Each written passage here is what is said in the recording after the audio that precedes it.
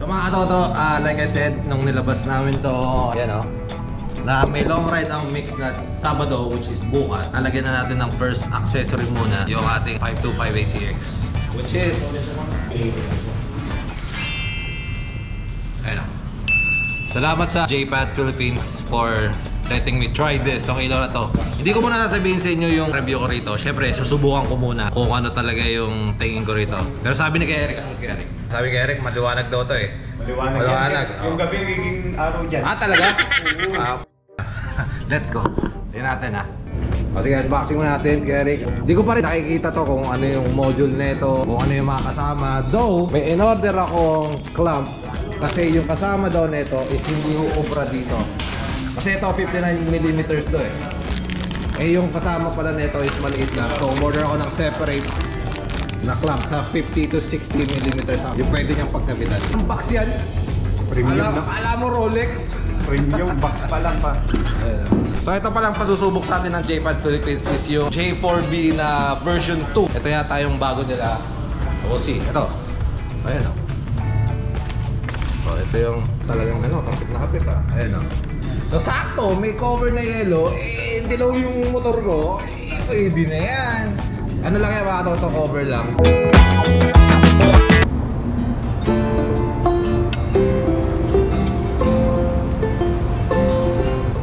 So mga katoto, time check, it is around 3 o'clock. Ang meet up namin ng mix natin is 4 o'clock sa Petron Marilao. And bahay kasi hindi ako nagkakape. I mean, hindi ako nagtitimpla ng kape ko. Si Lastog yung titimpla. Eh, since hindi siya nagising, ito ako ngayon sa Best Coffee in Metro Manila. Pag madaling araw, 7-Eleven. Tayin ko lang yung ibang mix nut. Kape-kape muna. Tapos ewan ko kung nakikita nyo. Ayan. Hindi ko na pala natapos yung vlog ko kahapon sa Dodge nung naikabit yan. Pampira na, pakaliwanag. So yun lang, update na lang ulit mga katoto. Maya maya, tulak na ako ng papuntang Petron Marilao. Let's start the day with a good ride. Let's go. Siyempre, we start our ride with a gas at clean fuel. And of course, as usual mga katoto, and as you may know, this is the break-in ride of this motorcycle. Itong 525 ACX na to ng Vodge. Again, it is a 19-liter tank. Subukan natin, or susubukan ko hanggang ilang milyahe ang kaya ng isang full tank. Let's do it. Let's do it. Sir, yung ba nag-fuel? Morning, 95 full. Full tank. Ulitin ko lang po sir, premium 95 gasoline.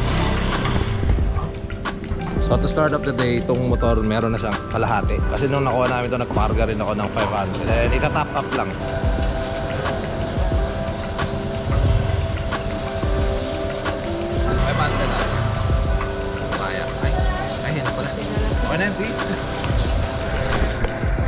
Ayan na siya. All the way.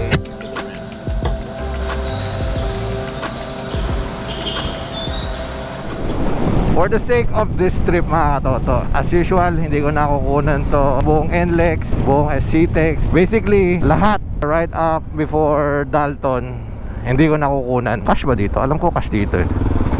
So dito, mag-i-skip na lang, mag-i-skip na lang ako ng mga shots. Papakita ko na lang sa inyo is yung Ambuklao, which is the road that I haven't been to for quite some time.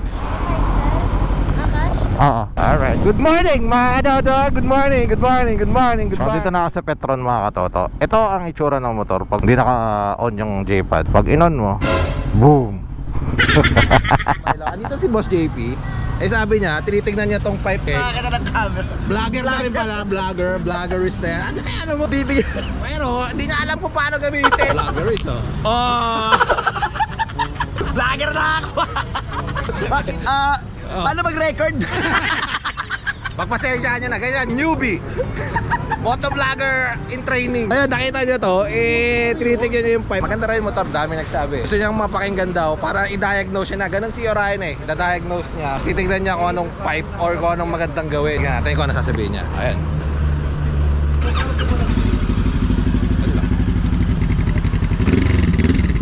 Oh, alam na. Ganun lang. Ilang segundo lang yan na rin eh. Pero para same di- pa rin. Para di mawala aesthetics, tapos para hindi ganun kaingay din. Yun yung unang napapansin nila yung pipe na ito eh. Aesthetic eh. So, tingnan natin down the line. Nakita na ni Boss JP. Napakinggan niya na. And then we'll see. And again, nandito na ang lahat ng big stats. In total, si Orion Motovlog nandito. Tapos meron kami dalawang guest rider dito. Si Boss Edward ng Precision, di ba? Precision 24. Precision 24. 24. Naglilinis sa mga motor namin. Detail and nagana ng mga sasakyan namin. So ito pala isang guest rider natin. Ayan na! Napipira sa mama sa mix nuts. Tuturuan ako ng mix nuts sa Iron Man. Yan, Pag siya, Iron Man. guest rider. Hindi siya. Si Boss yan. Mix nuts yan. Ito, si Pacboy! Let's go! So ngayon may training tayo for Boss Iron Iron Man. Man. Preparing yan. Ang tawag dito ay recon ride. Ayan. Ayaw mo sa Evo All-Star magpaturo. Ayun ang tanong, ba't ayaw mo? Lalagay ko ito. Mas Ano ba sila? Team P, Team Pahinga. Pero ito totoong ride. Yan, mix nuts. Ayan. Umali si dito, si Pacboy kasi ang balak niya sa Boss Iron Man, mag top 1 finisher siya without disqualification. Tama? Tama. Dito na mapapatunayan yung fresh to finish. Ang hirap nun ha. Malabo yun. Ayun, so Pacboy, welcome sa Mix Nuts. Sana mag-enjoy ka sa ride na to. Dito, walang pahinga dito ha. Wala, oo, yun. Walang pahinga, puro kain. Yan lang.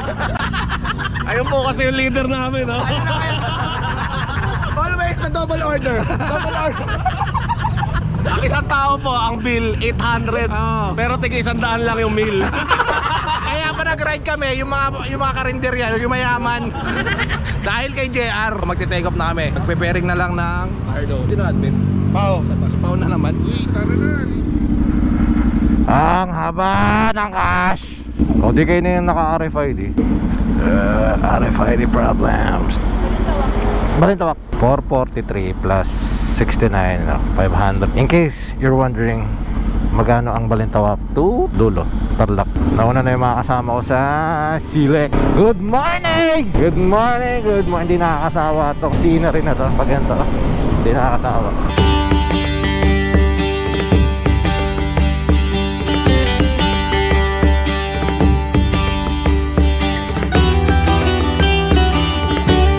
Silek, then Palyaga, Visual, San Jose, Dalton. Ito talaga ang pinaka-paborito kong part dito.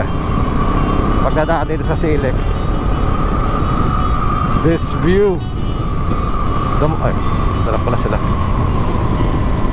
The mornings.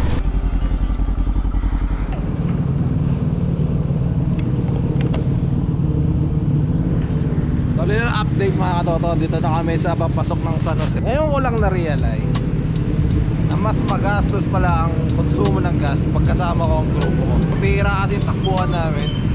Takbuhang cheap. Naman tatik ko. Okay, punta mo na.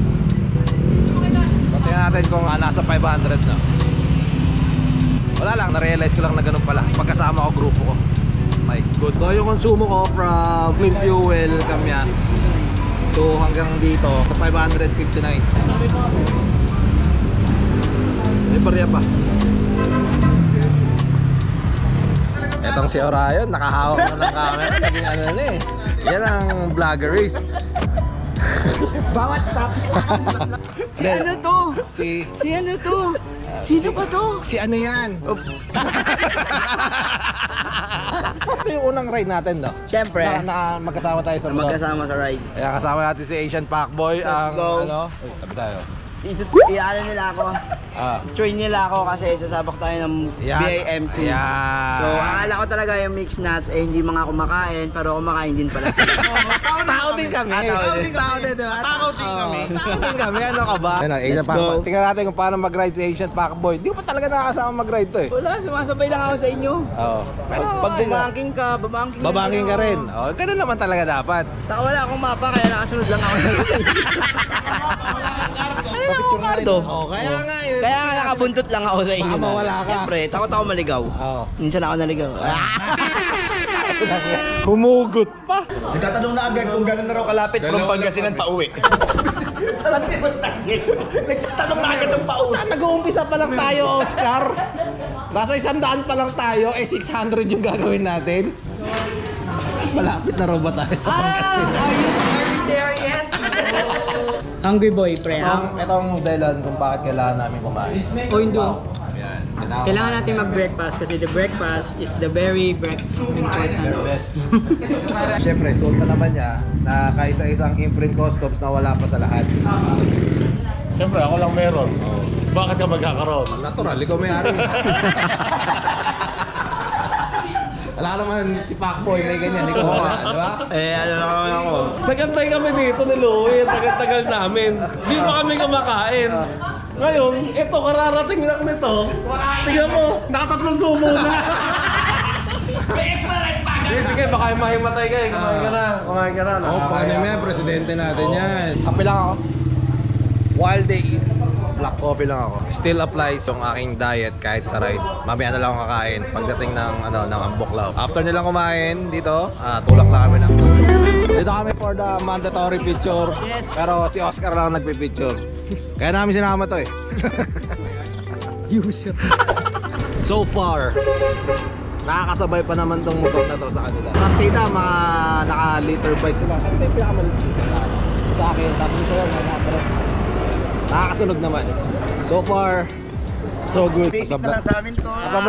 Ito nga pala si Orion Motovlog ulit. So mamaya ako mag-shoot ng front cam. Boss? Vlog kaya? Oo. Mamaya sa Ambuklaw. Siguro it's been years since nung last na dumaan ako doon. Naka-sniper pa ako nung huling dumaan ako doon. So ito na yung final stop namin na Petron bago Ambuklaw. So dito yung papuntang Ambuklaw, pakaliwa dito. Then magkano muna kami sa Petron. Top up lang.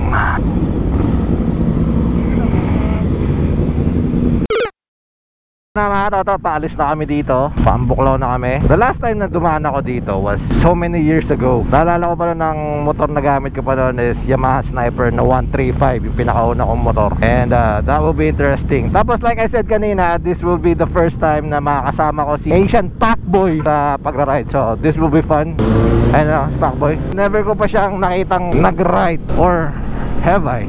Gamit yung motor ngayon is yung GS ni Hammermount Boss Jack. Pero so far, ang pacing namin sa mix nuts is not just and nakakasabay naman.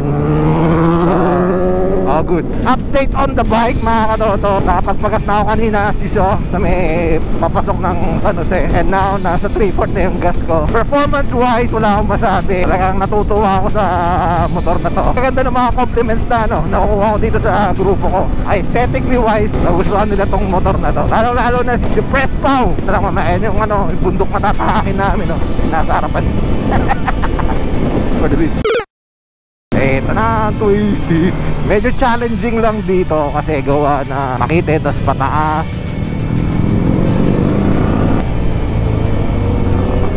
So all goods naman yung pagmumotor ni Pacboy. Kaya na iniwan na ako. Ito pala dito ulit.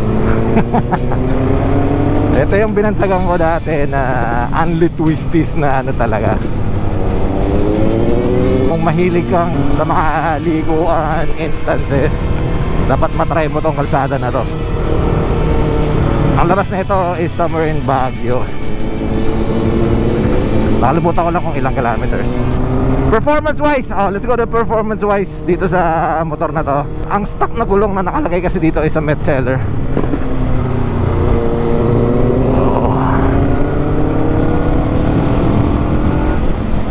Tapos nakalimutan ko yung size. Pero yung nabanggit na itong makakasama ko kanina, makitid daw yung gulong sa likod. So hindi ko lang alam kung anong size. So kung sa ganong manipis or ganong kakitid yung gulong, lalong lalo na kapag ito napalitan ng mas malapad, mas masarap pang doble i-banking to.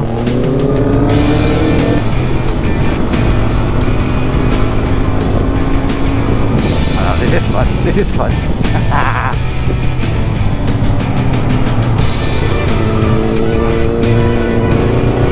The level of difficulty ng banking dito, siguro I'd say nasa level 8 or 9. Tingnan nyo, di naman siya sobrang kitid, pero makitid na siya in some sense. Kasi usually pag ganitong mga bankingan 4 lanes yan, pero dito sa lubong talaga.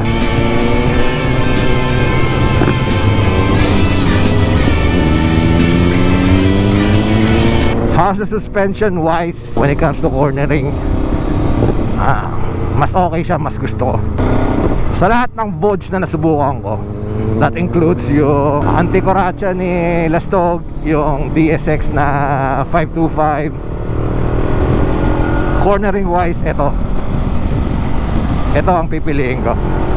Hindi siya matalbog. Tapos sa mga straightaways naman, medyo ano lang, medyo matagtag siya. Pero yung katagtagan niya, it's making up for the ano, dito sa mga twisties. Hindi siya matalbog like I said. Diba? Kung i-record ko tong bankingan na to, aabutin siguro na ano to, mga isang oras. It reminds me of yung ano, yung Bungabon.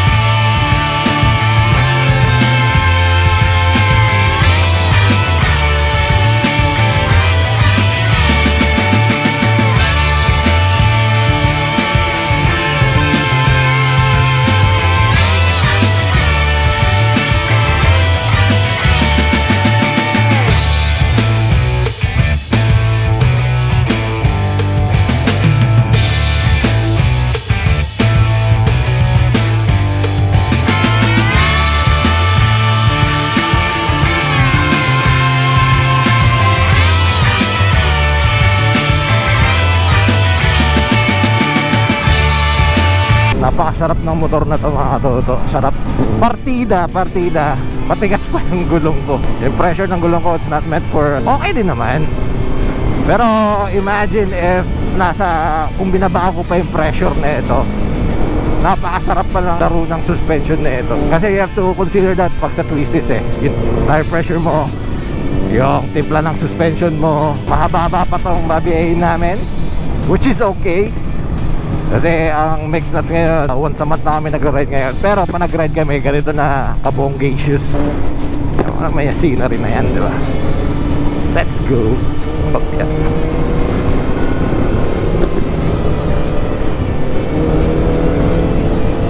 Kaya ako gusto tong grupo na to Alam na namin yung riding style ng isa't isa. Kasi isang challenge to pag sa mga kurbahan na ganyan. Kasi diba lagi nila sinasabi, always look ahead. Paano mo gagawin yun kung maraming motor sa harapan mo? Ang pinaka-importante dyan na hindi mo gagawin is mag-fixate ka or tumingin ka sa rider sa harapan mo. Come on, tingnan mo yung view na yan. Come on. Diba? Pero isipin nila tapos na yung twisties doon. Hindi pa nagtatapos din yan. Pagkabis.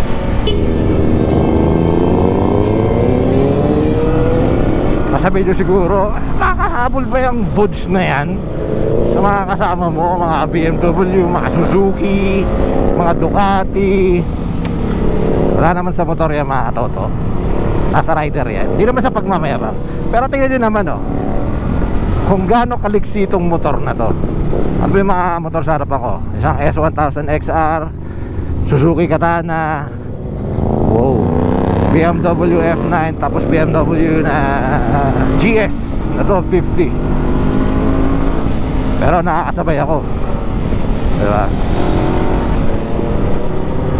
Ganun na lang. Pero kanina sa Dalton, hindi ako masyadong ganito kabilis. Kasi kinakapa ko pa yung motor First time kong dalhin sa twisties itong motor na to, sa long ride. So pinakaramdaman ko muna yung gulong na ito. Ang stock na gulong pala na ito na nakakabit sa Metzeler tire. Hindi ko lang alam kung ano yung specific na name. Pero once na nakakita ko yung performance niya kanina sa Dalton, yan na, it gained my confidence. So, kaya masaya na ang buhangkingan ngayon. And buti na lang, ang ganda ng panahon. And in fairness ang galing pala talaga magmotor ni Pacboy. Ang galing niya magmotor. Idol to, idol. Siya yung nasa harap ako na yan, naka GS.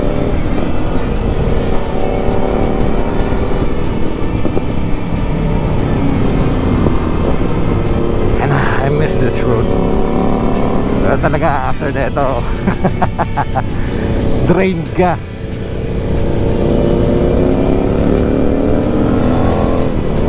Diba? Ganon yung power na itong motor na to, diba? Pagkatapos noong curve, tapos paakyat, tingnan mo naman, hindi sila nalalayo sa akin. Ganon ka-torque itong motor na to. Tapos ang sarap pa niyang ilin. Kaya ako sinabi nung unang vlog na ang gusto ko sa motor yung mataas. Yun yung reason when it comes to cornering. Gusto ko mataas yung motor. Para kasi sa akin mas stable pag ganun pag mataas.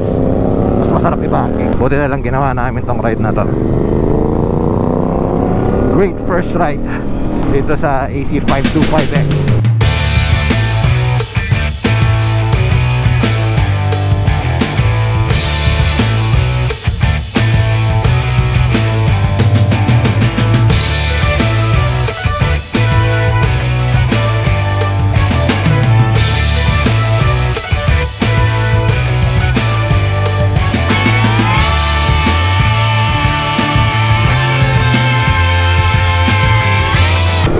So dito na pala kami sa Kayapa. Kayapa na pala to. Kayapa! Nice. So in a minute, Kayapa! Ay, alam yan, naaalala ko to. Ito, after ng Kayapa is yung mas matatarik pala pa ng banking. I don't know if that's correct yung naaalala ko na. Ano, mataas na. Baguio, 79 kilometers. So, around 1 more hour or so. Pero may paghihintuan naman kami dito yung dam. I forgot what's the name of that dam. Pero yun, naalala ko na to. Ito yung maraming pine trees eh. Saka ang gandahan dito mga katoto, nakikita nyo maaraw diba? Pero yung klima napakalamig. Ano bang temperature dito? 20! Galing. Ayan ang banking to. Unli banking. Unli banking. Ito nga talaga yun. Naalala ko na unli banking. Uy, overshoot si Pacboy. Nailang dun sa ano, sa Innova. Bilis kasi nung Innova kanina eh. Oh, the view naman yan, sir. Ayan. Naiilang talaga ako pagpababa mga katoto. I don't know why. Kaya rin ba? So update ulit mamaya mga katoto. At marami-rami pa tong bankingan na data. Nakita kanina yung Ambuklaw Dam, nasa 32 kilometers pa eh. So siguro mga roughly 30-35 minutes nasa Ambuklaw Dam kami. And I believe hihinto kami doon. Let's go. I love this ride so much. I love it. This is by far the best ride ng Mixed Nuts. Best one yet. Pinamito na kami. Idol, ang galing mo magmotor. Huwag ka maingay. Ha? Nagisgasan ko ngayari na naman tayo kaya meron. Narinig ko nga eh. Narinig ko. Gumagano'n ba? Magkabilang side na migo. Ito yung CR dito. Yun o. Punasan si Andre o. Akala mo, walbangin talaga yan. CR tayo. Yung gano'ng kataas yun. Tapos ka na ha? Tawag dito, Igorot style. Alin? Dapat magmama ka. Alam mo yung mama? Mama. Yung kinunguya nila na kulay orange. Yun ang yun. Nga, hindi mama. Nga yun. Hindi, mama yung tawag namin dun. Mama ba? Oo. Ito yung CR nila. Galing. Tapos yan ang view. O, diba? Ito ang literal na sana hindi kita yung kaya sabi na be with nature. Imagine mo na lang na ano, you're doing number 2. Tapos yan ang view mo, diba? Very nice. Santol yan! Ano sabi ni tita? Pine tree. Pine tree. Tama sabi mo? Santol! Muwi na kayong dalawa. Ano na lang mag-uusap pa? Representative ng Evo All-Star. Representative. Anong puno to? Hindi, ano muna yung hinahanap ko kanina? Kasi nakita niya yan. Ano yung tanong mo? Walang squirrel. Ano yan yung acorn? Ang galing. So dito yung mga kalokohang usapan, dito naman yung seryosohang usapan. Oh, hati. Ulit, balik mo dito. Tama ko, hati. Dito madami, dalawa lang sila. May comment lang pala ako sa motor na to mga katoto. Napansin ko na to nung nilabas namin to sa Boge sa Caloocan. Or rather, nasabihan na rin ako ng mga tao doon na yung ABS na ito is walang patayan. So ang sabi ko naman, okay lang kasi di naman talaga ako nagpapatay. Pero sa tuwing i-brake mo yung likod talaga, kahit siguro ang speed mo mga 60-70, yung mga sudden kailangan mong ipreno agad, mararamdaman mo agad yung ABS, which is so unusual sa akin dahil hindi ako sanay sa ganun na talagang kumakagat ka agad siya. Alam mo yun, dito sa Ambuklaw na to, nararamdaman ko rin siya every time na nasosobrahan ko yung tapak sa rear brake, na na-awkwardan lang ako. Alam mo yun, dahil nga like I said, hindi ako sanay. Pero okay lang naman, na-adapt ko naman yung sarili ko sa motor, na kapag alam ko na yung certain pressure ng pagtapak sa preno sa rear brake, dapat hanggang dun lang para kumbaga hindi siya mag-activate yung ABS niya. Sana nga pala talaga dapat meron siyang option na patayin. Dito ko lang nare-realize, lalong lalo na dito sa Ambuklaw. Wala lang, nai-share ko lang sa inyo na ganun. Pero alang yan, ilang oras na kaming nasa bangkingan. Pero it's all worth it naman.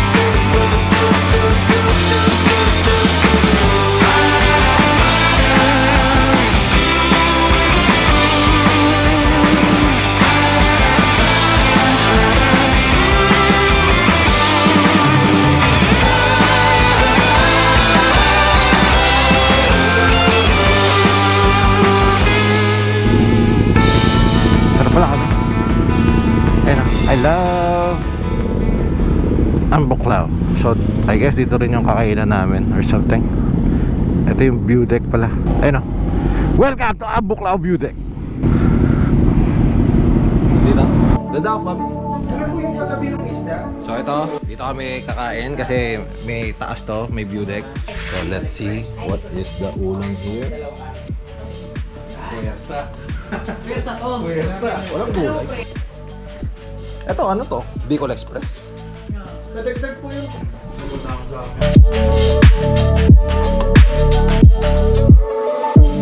Manang pa, fried chicken. Okay, dinakdakan. Ay, baka kulangin na tayo ah. Okay lang. Okay, kulang tag gulay. Yun na lang sa akin pala. Fried chicken tsaka Bicol Express. Ahan nga di gulay yan. Oo, sige. Ba't na-shoot ka? Mga magagaan lang po ito dito. Saan? Kagaya ko. Let's go.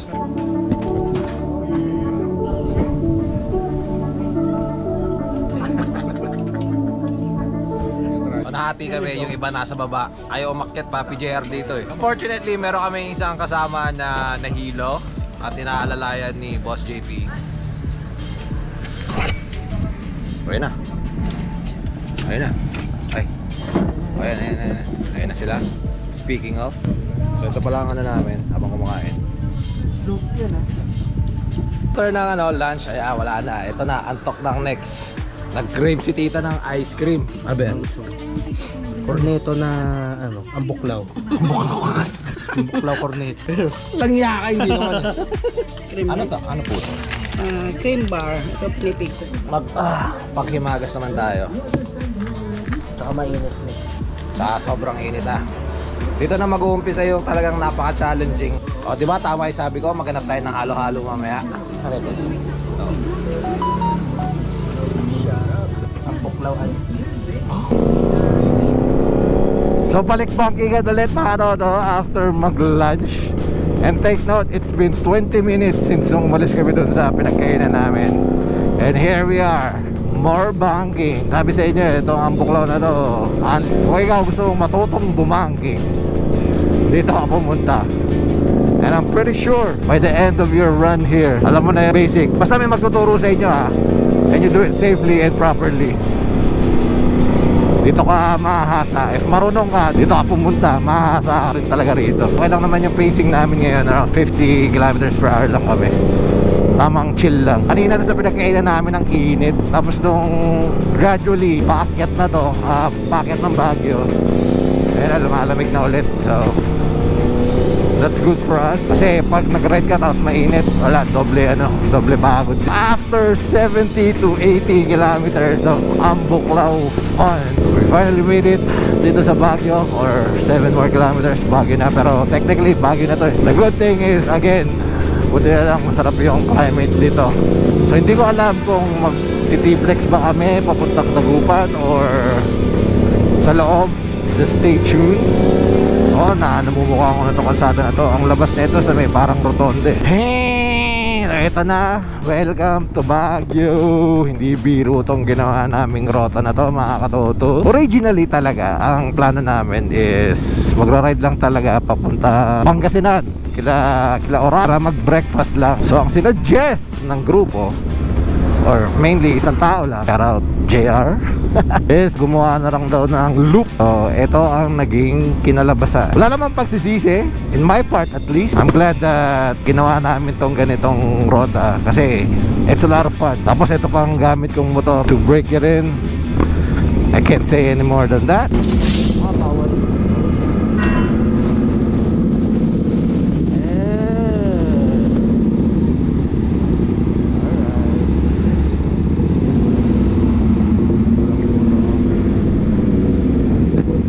Literally talagang dumadaan lang talaga. 95 ate. Paki-full tank mo na. 95. Dito kami, Club Fuel Rosario. Next stop, kila Boss JP. Let's go. So, from San Jose, kung saan nyo ako nakita nagpagas kanina, hello na. Full tank na siya, diba? Very very good, Dodge 525 ACX. Let's go. So instead of taking the expressway, mga katoto, we chose, or they chose, and I agree, na mas maganda kung dito na lang kami sa mga bayan-bayan dadaan, diba? Para maiba naman, hindi naman puro expressway na lang. At saka I think we're 70 kilometers away, so it's not that far. Ano, Rosario!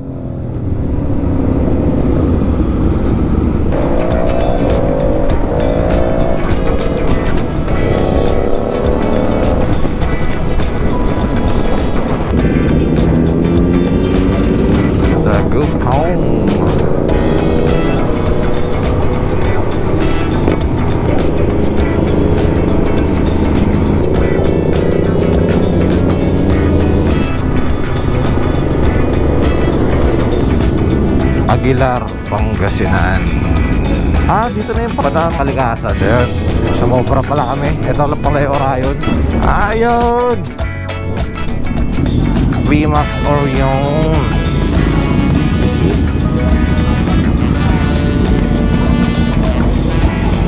Nice one. Oh, we made it. We made it. Kailangan ko ng toilet. Tara. Yung parents-in-law ko, ito ang province nila. So kaya nagtayo kami para meron na sa sa mga Ito pinakamatindi, Tingnan mo yung aming presidente. Talagang ready to rest of feel at home. Yes. And of course, ito talagang ang purpose ng ride namin. The buffet. Ito. The buffet. Ang pakain ni Orion. Si Oscar wala na. Let's go. Si Louie, kumakain na kasi mabiyahe pa siya. Ay po, may sili. May sili ba lang ni JR? Alam mo sa pagod. Welcome to Orion, Pangasinan, Brian. Namasama po yun. Breakfast! Breakfast namin! Alas 6 na lang kami. Sila yung grupo namin na lahat kami nasa motorcycle industry. Sa Pirelli Tires, si Cristosto, si Paolo, sa Daniel, sa Gio, sa owner ng Team Cavite. Kaya syempre si Jema Moto. So mga katoto, it's the day after epic ride ng Mixed Nuts and the epic break-in ride for this bike. Hindi ko na natapos yung vlog. Nagawa ng ginabi na kami, dumilim na lahat. Bigyan ko lang kayo ng final first long ride review. Unahin muna natin yung kailangan i-improve ng Vodge dito sa motor na to. Una-una sa lahat, para sa long ride, upuan. It could be softer, pero yung lapad niya is okay lang naman. Pero the thing is, ewan ko kung mapapansin nyo, parang pababa siyang gano'n. Lagi ako may slide pa paharap. Yung rear ko, kasi ito, malapad kasi dito. Pero pag umupo ako, umi-slide ako pa gano'n. Dito napupunta yung buong kwetang ko. For a long period of time, sumakit yung kwetang ko. Well, not entirely super sakit, pero may naramdaman ako na discomfort. Pero it's not a big deal. Hindi naman naka-apekto yun sa ride namin. And it never affects me personally na pag sumakit yung pet ko, parang hindi ko na kaya. Hindi. It's a small thing para sa akin for a long ride. Pangalawa, side mirrors. The stock side mirrors. Pag tumagal na or pag bumilis ka na, ayun o, gumagalaw na siya, lumuwag na siya. And again, it's not a big deal. Pwede naman palitan to ng aftermarket, which I will do down the line. Hindi ko pa alam kung anong magandang side mirror. Yun lang. Para sa akin, yun lang.